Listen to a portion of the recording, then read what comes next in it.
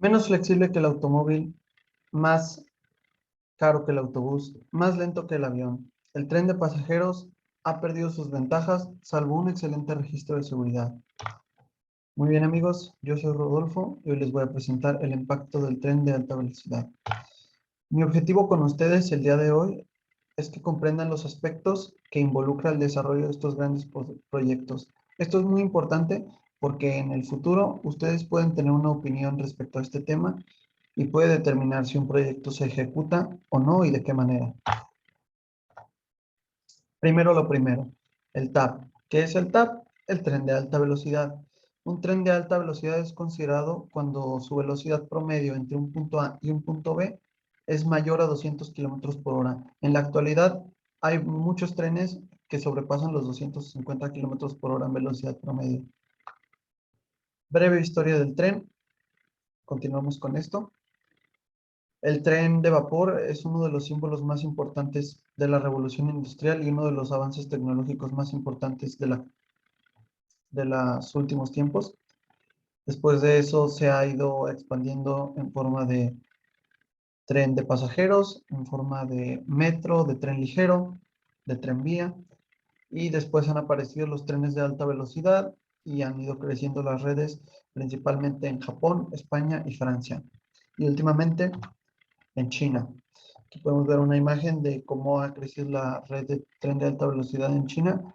Esto no ha sido barato y ya lo veremos a continuación. Primero, ¿qué nos dicen los estudios?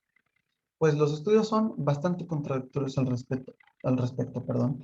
Un mismo estudio puede señalar que los beneficios que tendría llevar a cabo estos trenes de alta velocidad no son tan grandes como se espera, no benefician de manera tan grande a las localidades donde se encuentra esto y mucho menos beneficia a las localidades por donde pasa con, con la magnitud con la que se espera. Sin embargo, muchos de estos mismos estudios nos señalan que las ciudades en las que se han implementado estos trenes de alta velocidad han tenido grandes crecimientos económicos y parece que sí son lo suficientemente valiosos como para considerar ejecutarlos. En un mismo estudio suelen estar estas dos posturas y ahora veremos otros aspectos. Lo primero es los contrastes. Un contraste aquí es muy claro, que es cómo por donde pasa el tren no beneficia, solo beneficia a los que ya están cerca de la estación del tren y los que ya van sobre el tren. No beneficia por donde pasa el tren, a diferencia de una carretera, por ejemplo. Esto es algo que suele pasar y es que los mejores servicios suelen estar al alcance de las personas con mayor poder adquisitivo y no de la mayoría de las personas, lo cual el tren, al ser uno de estos ejemplos, aumenta los contrastes. Siguiente, cambios en la demanda. Los estudios han demostrado que ha habido un cambio en la demanda después de realizar estas líneas de tren. Se ha reducido un poco el uso de los aeropuertos y el uso de las autopistas. Más que reducirse, lo que pasa es que las proyecciones que tienen de cuánto debería de ir creciendo la demanda empieza a crecer de forma más lenta cuando aparecen estas líneas.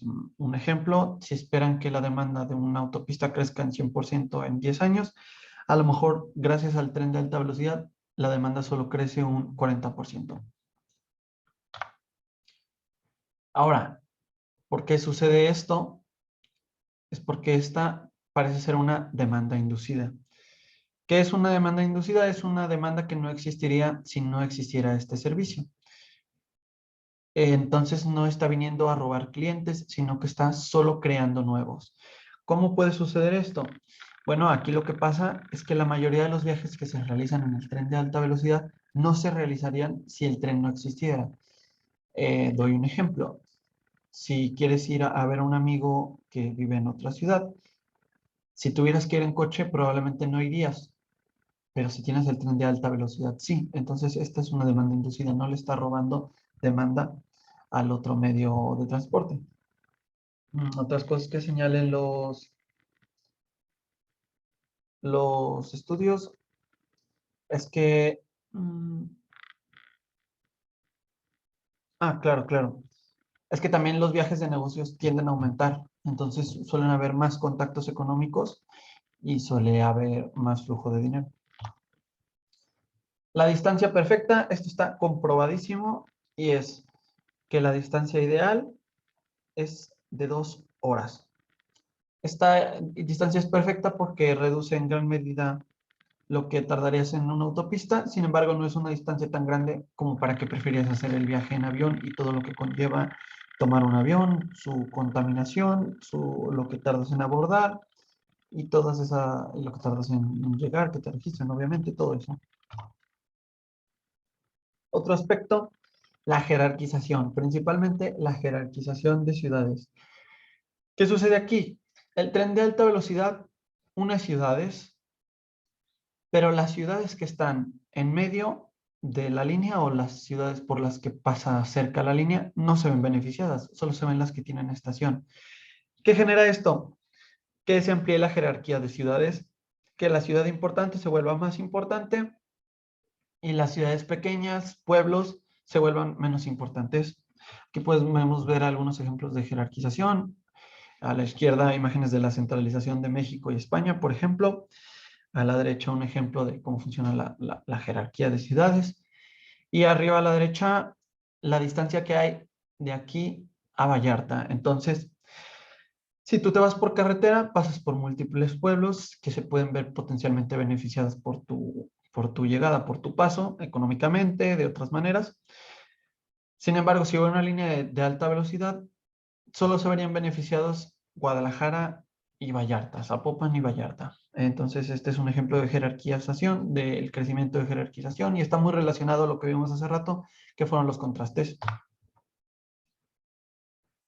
Solución, las redes secundarias. Bueno, esto es algo que China ha implementado bastante bien. ¿Y qué nos dicen los estudios respecto a esto?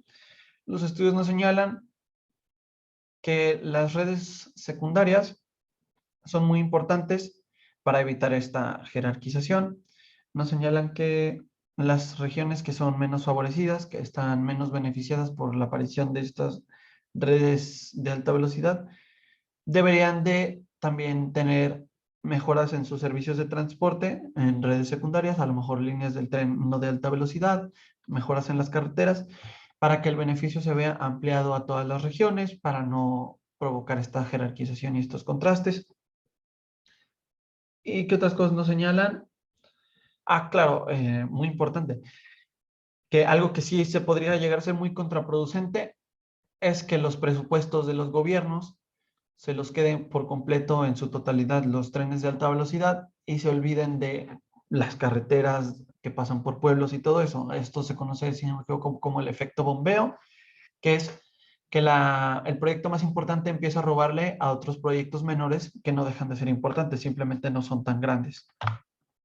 Conectividad y competitividad, sobre todo en Europa, pero también en China está comprobado que entre más conectadas estén las ciudades, entre más cohesionados estén los territorios, más competitividad económica va a haber, menos diferencias entre países va a haber y todos se van a ver beneficiados. Esto está comprobadísimo en Europa, funciona también para la integración cultural y social y muchas cosas. Es un aspecto muy importante. Siguiente aspecto.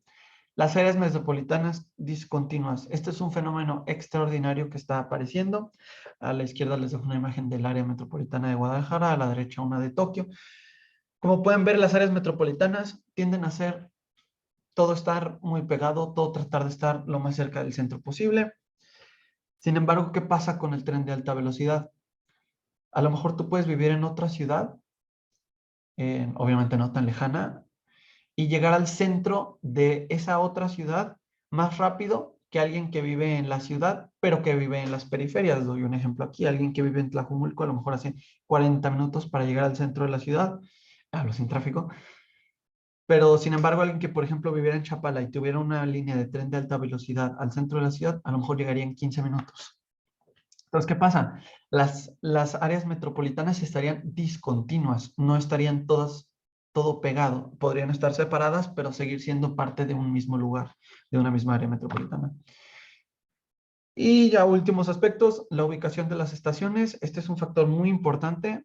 Los estudios y muchas personas defienden que no tiene caso hacer el tren si las estaciones no van a estar céntricas. Es importante que estén céntricas para que le queden lo más cerca posible a la mayor cantidad de personas y que las personas que lleguen lo más céntricas a la ciudad posible. No tendría el mismo efecto si se encuentra la estación en el exterior. Eh, esta imagen es de una estación en Stuttgart, está muy padre, se les recomiendo que la vean. ¿Y qué otras cosas nos dicen los estudios?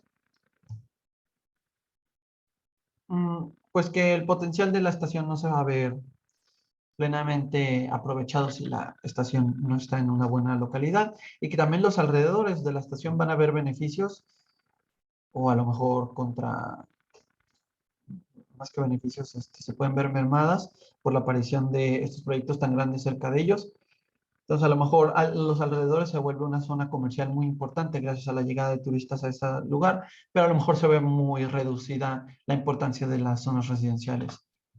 Otros aspectos pequeños, bueno, no pequeños, pero que no encontré tantos estudios al respecto, son los costos. Los costos, ahí a la derecha pueden ver una tabla que, por ejemplo, cuánto cuesta hacer 1 kilómetro de alta velocidad en China respecto a California o Europa. Entonces los costos pues varían mucho de lugar a lugar. Y además los presupuestos suelen estar mal ejecutados, suelen estar mal planeados. Se suele decir que va a costar una cosa y acaba costando 3 veces más. Y lo otro es el medio ambiente. A pesar de que el tren no destruye tanto como podría ser una autopista, bueno, una autopista muy grande, claro, ¿verdad? No estamos en condiciones para hacer menos el impacto ambiental. Cada árbol que se pierde es igual de valioso y hay que tratar de que los proyectos de la actualidad tengan en cuenta el impacto ambiental en la mayor manera posible y en la menor medida posible. Y pues yo para terminar aquí les dejo una imagen de cómo se ve el render de una estación en Birmingham, cómo se ve el tren de alta velocidad, este túnel que está justamente en Gran Bretaña, que está padrísimo porque pasa por debajo de un bosque, entonces aquí el medio ambiente está bien considerado en el proyecto. Y un puente acá en China que cruza entre dos montañas. Se me hicieron muy padres. Y ya para cerrar en conclusión, espero que ustedes hayan entendido mejor estos aspectos, todo lo que conlleva el desarrollo de estos proyectos, de estos megaproyectos, y que en el futuro, cuando ustedes tengan que opinar, tengan una pequeña sustentación. Ustedes pueden investigar más, claro está, pero que ya sepan más cómo nos va a impactar a nuestra ciudad, a nuestro territorio, a nuestra cultura, a nuestra cohesión social, la aparición de estos megaproyectos. Eso es todo, aquí están las referencias. Me dio mucho gusto compartir esto con ustedes y espero estén muy bien. Gracias, hasta luego.